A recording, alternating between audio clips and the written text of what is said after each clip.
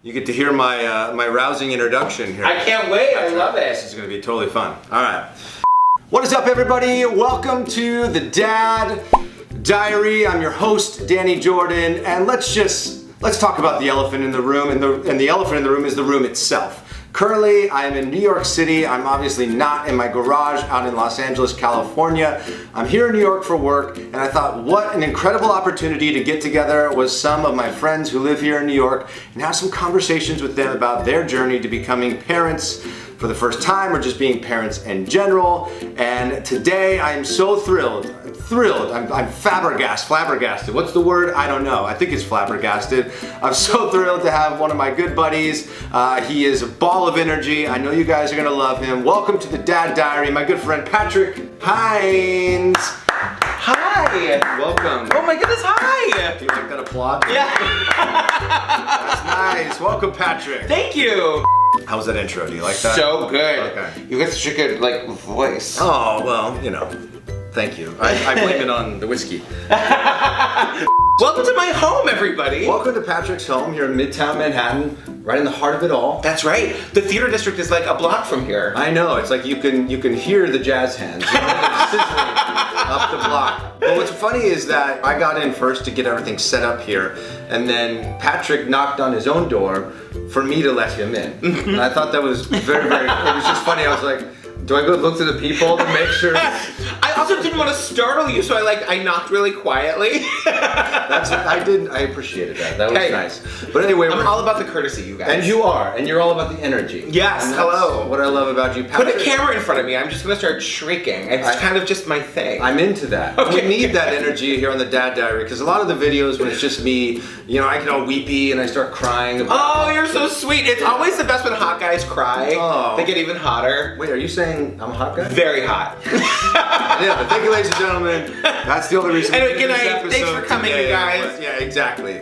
But you know, Patrick and I met years ago through the Broadway community out here in New York. Patrick had two highly successful theater-focused podcasts. You had Theater People. Yep. You had Broadway Backstory, which is like a really cool take on a theater-focused podcast. I love the way you did it. It was documentary style, and me coming from like the documentary reality TV world, I love the way that you edited the show. I thought it was so brilliant. Thanks. I didn't know what I was doing. I really wanted to make a documentary style show. I'd listened to a lot of them, which is how I've learned how to do everything in this sort of medium. Yeah. And so I sort of I feel like the last episode was a lot better than the first episode, which is kind of just how it goes. It's not just Broadway that bonds us. Yes. We're both dads. Yes. And you have different age children. But before I get to that, I also want to shout out the fact that you started in sort of the Broadway community with podcasts, and then you and another theater-focused podcaster, Jillian, who does the Hamilcast, you guys joined forces to create this incredibly hysterical, incredibly fun, incredibly successful true crime podcast called True Crime Obsessed. Yes! And that's probably where you know his squeal from. And yeah, we don't have the bell to ding ding ding here today, but it's just been so fun to watch you guys and your journey, because you came on the Broadway podcast that I produced. Yes, that's with right. Jillian. That's right. Oh my God, that's right. And I don't even know if you guys had launched True Crime. I think we had, but it was really early on, and it's really grown. We've been at it for about 2 years now, and it's just really taken on a life of its own. Jillian is like the greatest partner. It's been, now my husband Steve is our manager, so now it's like a family business. Right. I'm very lucky to get your daughter is your press agent. Right? My daughter Daisy, she's 5, she's our press agent. Don't mess with her, you guys. She is, look. Yeah, she's fierce. She is fierce. I've seen her. I mean, I saw that curtain in the bathroom. She wasn't messing around. No. I don't even know what that means. No, yeah, but I do. I hadn't even looked at the curtain until I looked that way. And I was like, oh, it's the world. She, now when she takes baths, she insists on listening to Mama, I'm a Big Girl Now. Okay. It's her favorite song from Hairspray. Love it. The Prom, she's obsessed with The Prom. Okay. She's 5. And now she's really into Six, the musical. Oh, my sister just saw it in Boston? West End. Oh, wow. Yeah, she was there on Sunday. Not just here to talk about Broadway. Although we could all day long, and it would be called like the Dad Broadway Diary. Something like that. I'm sure there's something creative in there, fun of some sort. But Well, another thing that bonds Patrick and myself is we are both dads. Yeah. As we alluded to, you have a beautiful daughter, Daisy. And so do you. Oh, thank you. I mean, as you know, it's like when a kid enters your world, everything changes. Yes. To reference a musical. Yes. Musical. We're just going to keep doing that, you guys. I'm sorry. It may happen, and you'll just have to deal with it. And that'll be the way that it is. But you find your way to loving us anyway. You will. And if you don't love musicals, then go see one. Because how can you go sit in a house with that energy and not love it? And not love it. Anyway, you are a father. Yes. And you guys adopted. Adoption is something that we've never covered on here, and personally I feel like I don't know a ton about it. Yeah, we actually adopted through foster care. Okay. So, and we didn't really know what that was or what that entailed, but we we were young and poor, and we were like looking at the options. I don't know if you know this, but 2 men can't create a baby. I had heard that. If you didn't know that, now in you know. church. That's where you learn a lot of things like that. Yes. And so we were looking at the different options for like how we could become fathers. Right. And we were looking at surrogacy, which they were saying at the time they were estimating it was like $140,000. Oh my gosh. Traditional adoption they were estimating was like between $40,000 and $70,000. And this whole journey we said from the beginning was sort of meant to be because if we had gone another way, we wouldn't have gotten Daisy, right. And so we started looking into foster care. And I always say, I think they keep it intentionally vague when you're looking on, like if you just don't know where to start and you Google like foster care New York or whatever your state is. Yeah. We were looking like for foster to adopt, and that was a time when they were really starting to like you'd see foster to adopt campaigns on the subway, and so we're like, oh, that's like a way you can do it, and I hear that's free, and also like we just didn't know anything about it, and as we learned a little bit more, we were told that the role of foster care is to reunite kids with their birth parents. And so though we had been sort of led to believe that there were sort of 2 tracks you could go on, which is like traditional foster care, which we understood was that, or foster to adopt, which was either a kid that had been abandoned or, parents who had just decided they couldn't do it for whatever reason. We assumed it was, that sort of track was full of kids that had been freed for adoption at whatever age, from infants to teenagers. That's not really the case. There, at least in New York, and at least, when we were doing this 6 years ago, there weren't really 2 tracks. You were just sort of signing up to become foster parents. Okay. And we decided to go for it. We were sort of like, again, we didn't know a whole lot. We had to pick an agency. So you kind of go to, it's kind of like an open house where all of the different agencies sort of present who they are and sort of the kind of foster care stuff they specialize in. And we were looking specifically for agencies that dealt with newborns. Okay. That was what we really wanted. And there were, of the 20 or so agencies, there was only 2 that said that they dealt with newborns at all. We went and spoke to one of them. We could tell right away it was not a good fit. And we went to the other agency, and we could kind of tell right away that it was a great fit. Right. And we didn't know what the next steps were, and so the next step was sort of like you had to get certified. They call it MAP certification. What is that? Do you know what that stands for? I did at one point, but now I don't remember. You know what? I will Google it, and I'll have put it on the screen so MAP. people will right here. will know, and they'll be like, "Oh, Patrick knew the entire thing." Ding, ding, ding, ding, ding. So going back, you said this was like sort of an open house. Did you go to some like gymnasium? Yes. Like big open room where there was just like stations around? Yeah, I mean, it's foster care. It's government funded, which means it's not very well funded. So all of the people that you meet working in foster care are angels because they don't make any money and they are doing God's work. Wow. The really hard things of like removing children and working with the parents to sort of get them to do the things they need to do to get their kids back, and so it was very much like a gymnacafenatorium in some public school somewhere, like in Upper Manhattan.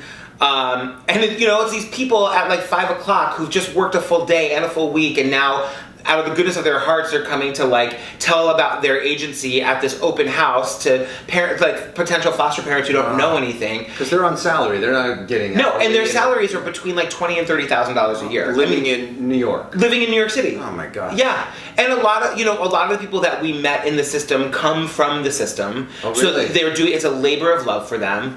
I mean, a lot of the, like, our case manager, when we finally got assigned one, had a master's degree. Oh my goodness. You have to have a master's degree to do these jobs, and the salaries are so incredibly low. That's I mean, crazy. foster care is so underfunded. The problem is we need to keep these people in their jobs because they're good at them, they know the system. We had 2 social workers over the course of our 3 years in the system. They were both, I mean, we considered them family, but neither one of them could continue doing what they were doing because they had families, they had their own kids, right? You know, and they're making no money, and the demands of the job, not just the hours, but like the emotional labor that is involved in the job. I mean, truly, I've never met people. I think that people who don't know the foster care system have a lot of preconceived notions about the kind of people who become foster parents, the kind of people who work in the system. In the 3 years that we were in the foster care system and we met so many other families, I did not meet a single person who was in it for the money.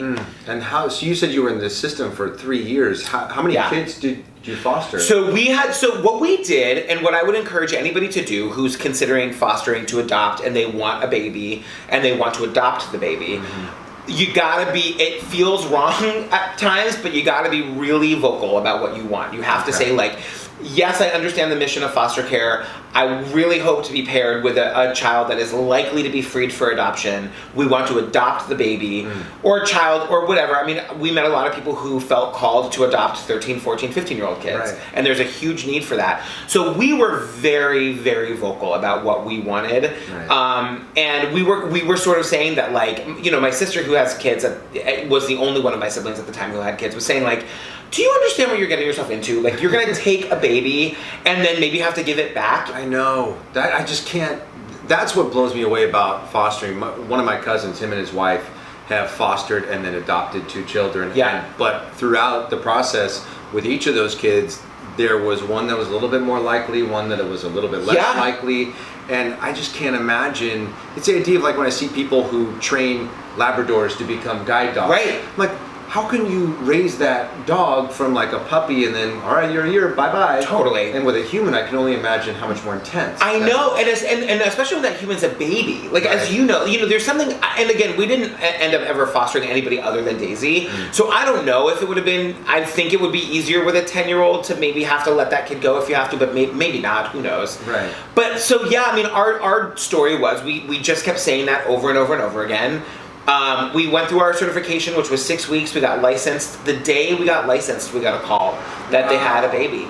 That's incredible. And yeah, and it's sort of like you can ask questions, but they don't necessarily know the answers. Like the way that it works, and we only know this now after the fact, is that a baby goes into the system, the foster agency in that sort of part of town gets called, right. and then they start calling out their foster parents. And they, our agency knew that we wanted a newborn. If I remember correctly, they thought it was a boy, and they thought there was other things that were just not right. But then they quickly were like, oh, no, it's a little girl. We didn't know what her name was. They called us on a Thursday. I had a regular job at that time, so I remember they were like, go home, don't take the subway, the agency's gonna call you on the way to your house. Oh, wow. I got home, and the baby never came. It got to be after business hours, and then also we couldn't get anybody on the phone. Oh my goodness. So I not only did I go home from my job, I gave my, I'm taking my paternity leave. I'm going to be gone for 3 months. Yeah. So what did you do when you got home and there was no call? What did you do next? We just I think we found the emergency number at the agency. Okay. And they were like, the woman who answered was like, I mean, this is 8 o'clock. I had gone home from work at 3 o'clock. Yeah. It was just waiting and nobody, it was just one of those things of wait, what's happening? And then the woman on the phone was like, oh no, it got to be after business hours. They're going to bring the baby tomorrow. Oh my gosh. So we were like, okay. We go to bed, Friday morning comes, no baby. Oh my gosh. And it's the day is progressing and my heart, the Grinch, the heart swells 2 sizes. Yeah. That's where my heart was. And it was just I was just so ready for the baby whose name we didn't even know. Right. And it's 5 o'clock, no baby. And now we know if it's the end of the business hours, we're not going to get the baby that night. Right. And it's the end of the work week. Now, yeah. Now we're not going to get the baby. I was hysterical. And how was your husband through this process? He was just kind of we were very confused. And I was like, this isn't going to happen. The baby's not coming. And I remember spending the whole weekend, we couldn't get anybody on the phone. finally Sunday night, we got somebody on the phone and they said like, no, the baby's coming tomorrow morning. And we're like, okay. And I was planning to go back to work that day. Right. And I just remember, like, I just heard, we lived on like this tree-lined street on 148th Street. It was kind of a quiet street. And at like 7:30 in the morning, I heard like a car stop in front of our building. Oh, wow. And I looked out the window and I saw this person getting out of the car, and they opened like it was like a minivan, and they opened it and they like took a baby carrier out. And I was like, that's our baby. And I had the presence of mind to like take a photo through the window. Oh, that's so incredible. But Steve wasn't home, and you can ask 5-year-old Daisy. She'll now tell you this story. Yeah. Well, Daddy, you were very scared, and they came in and they handed me to you, and they gave you my food, and they told you to feed me, and then they left. Really? I was like, had you gone through any sort of like classes on baby care? No, and when we went through the foster care training, that's what we thought it was going to be. We thought it was going to be like parent training. Right. It wasn't. It was like conflict resolution, how to deal with the birth parents, it was all of that. It was nothing of like about caring for the baby. No, nothing about like changing diapers. Most parents don't get that kind of training. No, we just kind of thought that came with the package. You would think so. I know. I remember when my wife was pregnant, we went to all these like labor classes. Right. And I was, in my mind, I was like, can we learn about, it's like it's sort of like, I equated it to getting married. It's like you put all this attention on like the wedding day and getting to that wedding day, but you don't talk about what marriage is like. And how you work as a unit and everything's together. And that's sort of like, and I will say though that we went through Kaiser out in California, and they had additional classes that we could take that were like all about baby care basics, how to change a diaper. Oh my God, I wish. Swaddle and all this. Yes. So I was ready, like when she came and we were in the hospital, I was like, no, I got this swaddle. Like this one's me. I'm making that baby burrito, and it's I was so terrified. Literally, the worker came in and like gave me a bag of formula and a baby.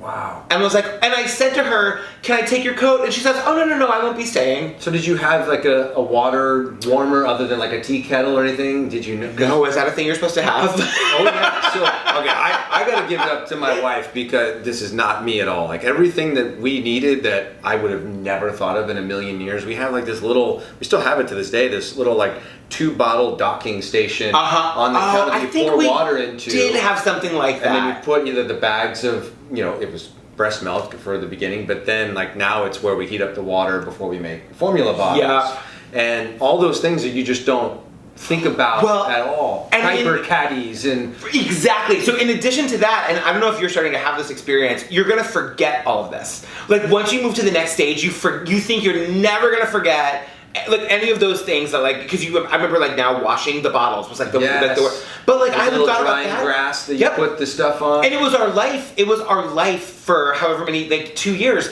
But I haven't thought about it since the last time I washed a bottle to this very moment. You know what's sad? I had a moment. So Emerson just turned 1, as you know, and we just had her 1-year doctor visit.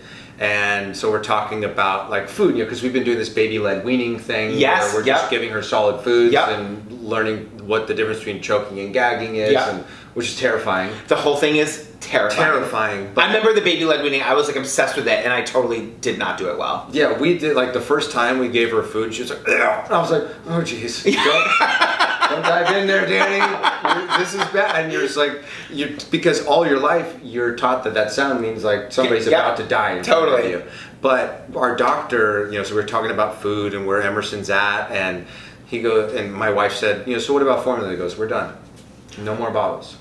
How old is she? At 1? She just turned 1, yeah. I don't remember when we took Daisy off. And it's weird, these things that you don't think will make you like feel emotional. And it's like the idea that we're packing up all the, like before I came out here, like we were packing up the bottles and putting them into a tub. And I was like, wait a second. My baby never has a bottle anymore. I know. I don't hold her at night and give her little bottle and read her, little story. It's like, Daisy's regressed now. She wants to be held and pretend like we're giving her bottles. Oh, really? Sometimes. She would deny it. What do you think that is? That from her seeing other babies, you think? Well, she just started kindergarten. So, like, and we weren't ready for this, but, like, the amount of independence the kids are expected to have, not to necessarily just know, but they are put into kindergarten, and the teacher is all about independence. Right. So, like, the kids have to now just learn independence on the fly. Oh, wow. So I think that there's a little bit of a natural regression to, like, when, like, Daisy's grinding her teeth in her sleep in a way that she never did that. And the dentist was like, it's kindergarten stress. It's just stress. It's, like, stress from, like, learning how to, like, now she's, like, required to, like, you know, be a person that does things on her own. Does her work. Yeah. And drinks her drinks and eats her food. And raises her hand and asks for help and, like, all of that, like. So I think that there's a little bit of regression there. Right. So let's go back. So Daisy arrives at your apartment on the Upper West Side. Yeah. I only know it's the Upper West Side. That was very generous. It's the very far Upper West Side. But it's very quiet. Hamilton Heights. Yes, exactly. And what's weird about that is, do you remember when I discovered that I was staying in the apartment next door to you? You guys! This is the most insane story! Danny was staying in the apartment that we shared a wall with. Yes, it was so I had this friend that I had made 10 years ago when I was shooting this Broadway docuseries that I had developed, and I met her randomly at a party. Greer. Who was like Daisy's favorite, she was like our friend and Daisy's favorite babysitter. So I was coming out for work, and I was coming out for the Tony Awards and for launching the Broadway cast. And I was staying in their apartment because they were out working because they're performers and they were out of town. And so I was subletting. And one night her husband came back and we were chatting. He's like, oh, what are you doing here? I said, oh, I'm got this Broadway podcast. And he goes, oh, our neighbor does a theater-related podcast. And I was like, there aren't that many theater-related podcasts. Right, there's like 5 at the time, yeah. And I said, is his name Patrick? He goes, yes. Oh my God, that's so And it was crazy. so weird. I was like, this is so weird. I was like, I feel like I'm in the lion's den because I was booking guests for our show literally one wall over from where I think you were probably recording your show. Yes, and also like sitting at my desk, like we're probably facing each other through a wall working on stuff. Isn't that wild? That is so. You guys, New York has 9 million people in it. And we were walls apart, both creating theater podcasts. And now look at us. So both dads. It's so crazy. That is such a crazy story. I forgot about that. It blows me away every time I think about it. It's the universe. Like, I know. I just think, and had that not have happened, and all the decisions we made, we probably wouldn't be sitting here having this conversation. I know. And I love that. I know. Same. And so let's go back to where you're alone in the apartment. With Daisy, here's your formula, here's your baby, I'm out. And the one thing she said before she left, I was like, so is this going to be like a long-term placement? And she goes, oh, no, this is going to be like relatively short-term. And because they hadn't told you that before. No, and I was like, well, that's not what we asked for. As she's like running out the door. And I just remember being like, okay, I can't think about that right now. I have to like feed this child. Steve was getting like a second bachelor's degree at the time, so he was at school. Yeah. And I remember calling him and I was like, get home! Get here now! Like I couldn't figure out how to put the formula thing together. Steve like ran home and we fed the baby and that was just kind of how it started. And I remember learning the swaddle. I remember thinking the swaddle was going to absolutely kill her because you swaddle them so tightly. Like all bunched up like this. And then Emerson, I think she's like me because I hate having my feet covered when I sleep. Like I always kick the covers off. What a weirdo you are. I know. It's one of my many quirks. But she would get her arm always out of the swaddle, and then anything that covered her feet, she would always kick them off. Oh my God. She hated it. Wow. Anyway, so swaddling, you're doing the swaddle, but what happens? They drop off the baby. So they drop her off, and then we just, we started living our lives, and part of our experience was that we had to, because it was the foster care system, which is technically about reuniting the kids with their birth parents, we had to do visitations with her birth parents. How was that? I always really liked them. I only ever met them once or twice because they just didn't show up to the visitations, and it wasn't. I mean, you could see when they were with Daisy, you could see that they loved her, but they just couldn't. They just weren't equipped to do it. Right. And Daisy was the third of their children that had been removed. Right. So it wasn't like it was it wasn't like Daisy was the first. And so, things start to go badly for the parents when they stop showing up, when they stop showing up for court dates, when they stop showing up for visitations, when they, and for us, the visitations, though we knew we had to do them, they're disruptive. Like, you have to do them in the middle of the week. You have to do them on the birth parent's schedule. Okay.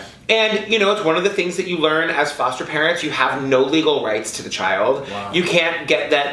We couldn't get Daisy a haircut without getting permission. Really? Yeah. We weren't allowed to take, if anything happened, we weren't allowed to take her to the hospital without getting permission from the agency. Oh we couldn't travel with Daisy without getting express permission from the birth parents. Wow. And all throughout this process, you still don't know for sure that you're actually going to get to go through full adoption No. when she becomes your daughter. Right, because even if the parents don't do what even if the parents lose custody, there's always the possibility that a grandmother will show up or an aunt will show up or whatever, And the thing is, kids should be reunited with their birth parents when they can be, right.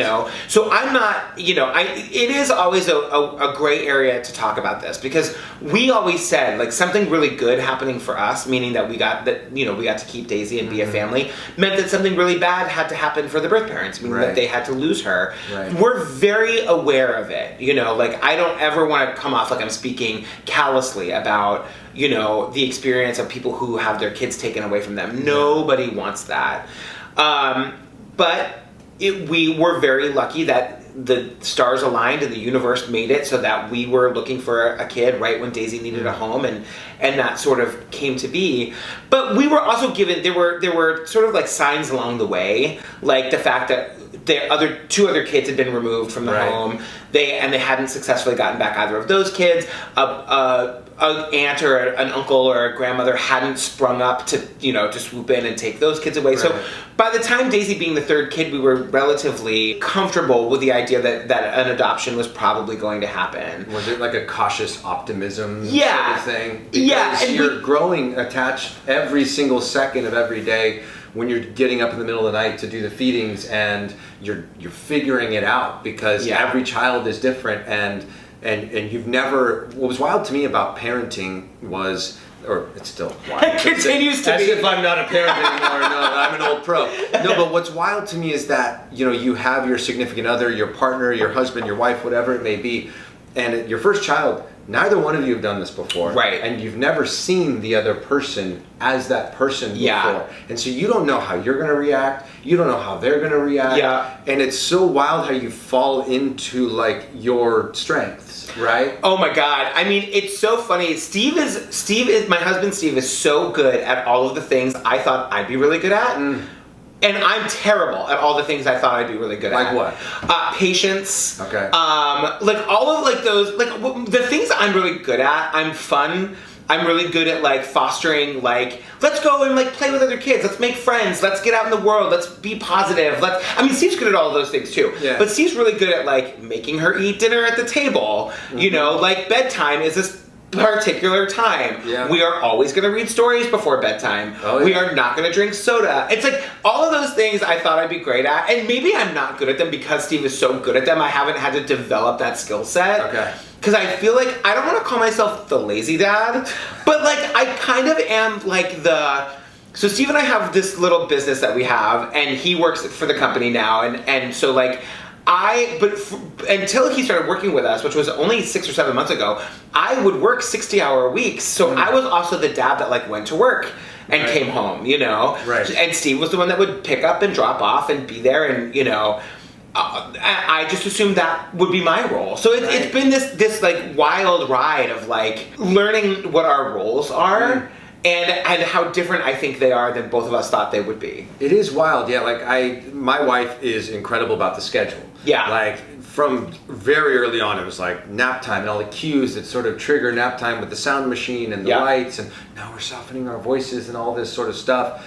And I'm so grateful that she's done that, because it's made Emerson sleep through the night probably so much sooner than she would have otherwise. Yes. And that is vital. It's huge, not just for the child, but for you. Oh, that's what I meant. You can see. Yeah, exactly. That was huge for me. That was really good for me. But it's great for your relationship. Yeah. With your significant other, to be able to have at least some time together, because otherwise it's like you're constantly go, and one of the like things, I'm sure I thought about it subconsciously when we were going to become parents, but you don't realize like, oh, now I just have no time. Right. for anything. I know. At all. I know. It's really, I mean, it's really true. So take me back to you're still fostering Daisy, and you say there are signs that are telling you like this is going to work out for us. What was that moment like? How did you find out that she was going to be your daughter? Yeah, it was, I want to say we were probably a year and a half, maybe 2 years into the process. The parents had long since stopped showing up for visitations. Okay. So once they stop showing up, we no longer have to do it. There's a period where you still have to go every week, even if the parents aren't coming, just because the parents don't have to say that they're coming or not. Right. And then finally, it was court mandated that we didn't have to do that anymore. So we got a little bit more of like a normal routine of like we are our own little family. And then, you know, it was probably, so that at that point, Daisy's about 2, and then honestly, it became a thing of like, okay, you know, all of the social workers and the attorneys for the agency saying like the parental rights are going to be terminated. We have to now get a court date, and getting court dates. I mean, if anybody's been through the foster care system, you know, like there's 4 lawyers in every court date that are like trying to schedule the next court date, and finding a date when they're all available to be at court is what makes it so that the next court date is like 5 months away. Oh my gosh. It's a nightmare, especially when you know the next court date is like adoption day, basically. Right. And so then it just kind of became a waiting game, and then right before Christmas, when Daisy was almost 3, Christmas was in like December. 2 years ago? Yeah. Okay. And Daisy turned 3 in March of that year. We went and had our final court date, and what was so beautiful about it, oh no, I'm gonna cry, was Daisy's birth mom, who hadn't shown up to any of the court hearings for a year or so, maybe 18 months. She showed up to this date when her rights were going to be terminated, and we thought, oh God, she's here, she's gonna fight it. We had a new judge. This is another whole thing in the foster care system. You get a judge, but if that judge retires or moves on, you get a new judge. Oh, wow. And the original judge that we had been through this with the 2 previous kids, both of which at that point had been adopted, and he was sort of done giving these parents chances. Well, this new judge was very much had a reputation of really wanting to give birth parents a lot of chances. And again, that should be the case when it can be the case. Right. But we hadn't seen the birth parents in over a year, and the birth mom is there, and we just didn't know what was going to happen. Like we thought if we go into the court with the judge and the birth mother fights it, like it's likely that the judge is going to allow this to keep continuing. So you walked in thinking this is it. It's been all these years, and this is the day we've been waiting for. This person hasn't showed up in over a year. Yeah. And then this person is there, and I'm sure it's like you're from here to here. We crashed, and we didn't know what was going to happen. Yeah. And it turned out that the birth mother had shown up just so that she could have it written in the court order that she was willing to, like, rather than having her rights terminated, she was willing to sign away her rights as long as Daisy was to be given to Steve and me. Oh, wow. So that Daisy's story could be that her birth mother gave her to us. Oh, wow. Yeah, and it was this thing. I remember, we're across the courtrooms from each other, and, we're over here, and she's over here, and she's looking at the judge, and I'm looking at the judge, but I remember I kept looking like I was staring at her because I wanted her to look at me. I knew that when the whole thing was over, she was going to be taken away, and we were going to be taken away, and we weren't going to have a chance to talk to each other.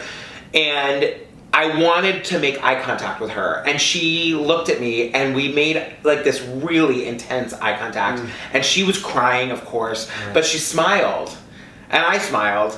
And that was it. It was like I don't know, it's like I get choked up thinking about it because I think of this energy exchange between you two, because it is like I've seen, watching my wife bear this child, because you can't take away the fact that human grew inside that human, and she sacrificed her life and her body for 9 months or whatever it was, and there is a connection between them. But I almost feel like, in my mind, I think of that as the moment where it was like she looked at you and sort of passed that over to you. Yes. And I remember thinking then, and I think now, like, we'll see her again. I know we'll see her again, you know? I mean, one of the things that was sad about not being able to go through the traditional adoption system is that most domestic traditional adoptions now are open adoptions. So there is a connection between the birth mother and the child. As long as the birth mother wants there to be. And there's a lot of very strict rules, and it's all written down, it's all very legal, and the amount of contact is different per family based on what they all want. But we really wanted that. I really wanted Daisy to have a relationship with both of her birth parents if she possibly could.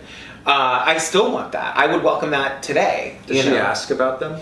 No, she has started to ask, like, she knows her story. She knows she has 2 dads, obviously. And it's funny because we go to her school and she's not the only kid in her class even to have 2 dads. Okay.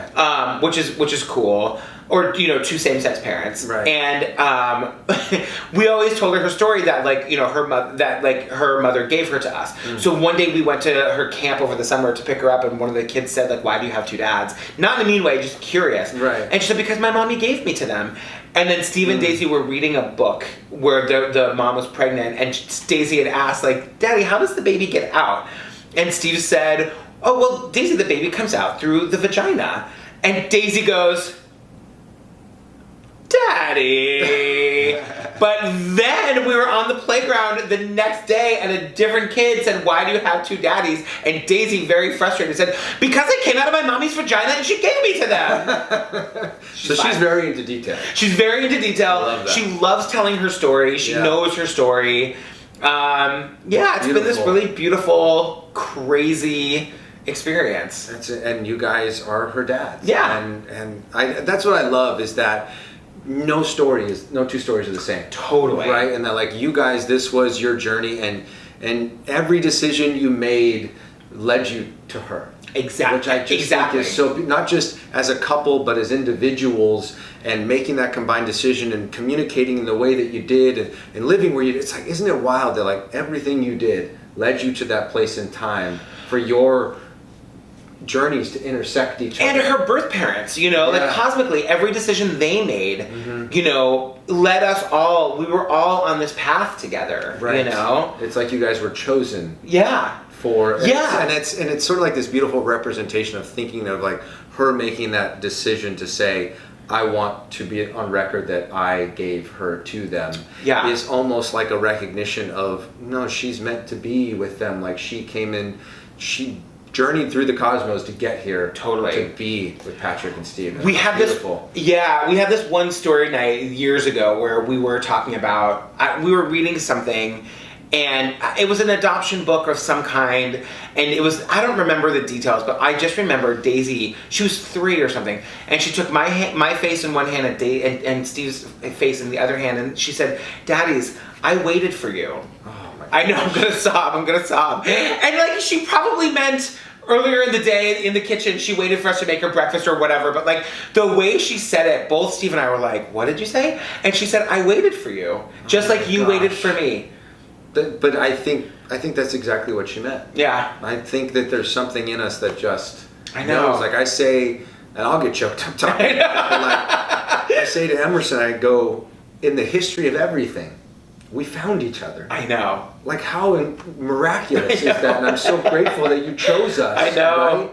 Right? And it comes from my heart. It's not just like, oh, that's a really fun thing to say. It's like, no, I feel that in me. And it's just like, and I believe that that's, you guys feel the same way, even though you didn't conceive Daisy, that you guys are connected on a level that's beyond understanding. Yeah, 100%. And obviously seeing the way that you guys raise her and how happy she is as a child and the way that she's in your lives and the way that you love on her and provide for her is a perfect example of that. So sometimes I think in these, like, crazy dark times with, like, the Amazon is on fire and, like, the ice caps are, like, melting into the ocean, and I'm like, and we're gonna be together at the end of the world. How fun is that? Yeah. As, like, the sea rises up around us in Midtown Manhattan. I haven't thought about that, but that's an interesting way of looking at it. It's funny when you live, a quarter mile from, like, the Hudson River, right, and you just know all we need is one storm and we're all underwater. Well, you're high enough up here. That's true. You can, Plus, Daisy's learning to swim, so we're gonna be fine. You're fine. Get some floaties. Everybody's gonna be great. Anyway, I know you're a busy guy, and I don't want to let you go, but sort of last words. Would there be any sort of words you would offer to anyone out there who's considering fostering, adoption? Any sort of words of encouragement or guidance that you can offer them as they may embark or are currently involved on their journey? I we had such a positive experience in the foster care system. I think that's what I would want people to take away from this, that it is a totally viable way of becoming parents in whatever parenting means as a result of your experience in the foster care system. I would absolutely do it again. My husband would not, so we're not going to. But you know, if you're at all interested in becoming parents, I mean, for us, being two humans who couldn't create a life together, we thought, let's really investigate a way that we could sort of make a difference in becoming parents. And not that everybody is, and everybody's making a difference when they become parents, but we just wanted to do it in this way. Yeah. And really check it out. I mean, the foster care system is something that I think people don't consider when considering how to have children if they're not going to do it the old-fashioned way. So, you know, just give it a goog, as we say. Give it Google. Yeah, Google. Give it a Google. I just, you know, not everyone's just hip. They're on Google searching goog right now. What does it mean to what goog? Anyway, that sounds like another show. Another show. But Patrick, I appreciate your time so much. Thank you for having me. This has been so much fun. I wish we had more time. We'll do it again in the future. I can't wait. We'll have another episode anyway. I don't know if you know how we do it every time on the end of the Dad Diary, but we do it with peace and love. Oh. So we go, thank you so much for joining us, everybody. Sending you tons of peace and massive amounts of love. Thank you, Patrick. Mwah. I love you. I love you too. Thank you, brother. See you guys.